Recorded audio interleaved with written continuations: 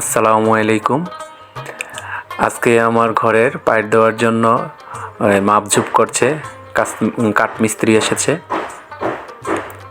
এই যে আমার ঘরের খুঁটি বসানোর জন্য প্রথম খুঁটি বসানোর জন্য গর্ত করা হচ্ছে। এই যে খুঁটি বসিয়ে দেওয়া হয়েছে।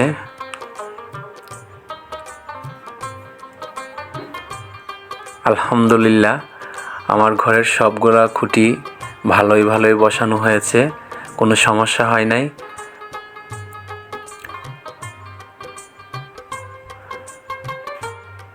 এই যে আমার ঘরের তীর তরকগুলা রান্দা করা হচ্ছে। রান্দা করা শেষে তীর তরকগুলা প্রতিটা খুঁটির মধ্যে লাগানো হচ্ছে। এই যে তীরগুলা তোলা হচ্ছে। তীরগুলা কিন্তু নাটের মাধ্যমে তরকের সাথে লাগানো হয়। এই যে দুইজন ভাই লাগাচ্ছে। তরক তীর লাগানোর পরে ঘরের চাল বানানো হচ্ছে। এই যে দেখেন ঘরের বড় চালটা যেটা সেটা বানানো হচ্ছে।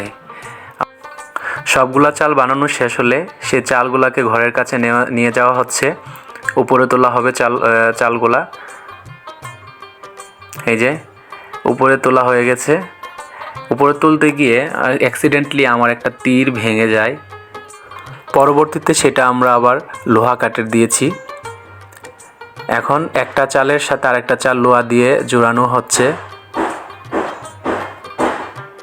মাশাআল্লাহ সবগুলা চাল জোড়ানোর পর মাশাআল্লাহ দেখতে কত সুন্দর দেখাচ্ছে।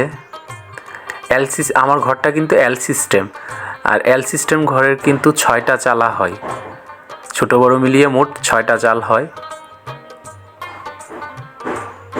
আমি সব দিক থেকেই দেখাচ্ছি আমার ঘরের চালাটা কেমন দেখাচ্ছে।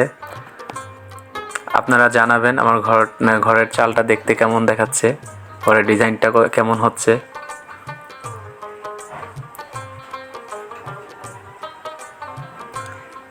মাশাআল্লাহ অনেক সুন্দর দেখাচ্ছে।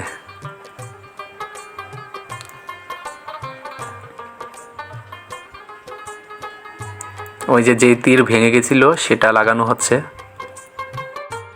চালে এখন টিন লাগানো হচ্ছে। আমি ঘরের চালে নীল রঙের টিনটা দিয়েছি। মাশাআল্লাহ দেখতে অনেক সুন্দর লাগছে। সবাই আমাকে ফলো করে সাথে থাকবেন ঘরের পরবর্তী ভিডিও দেখার জন্য।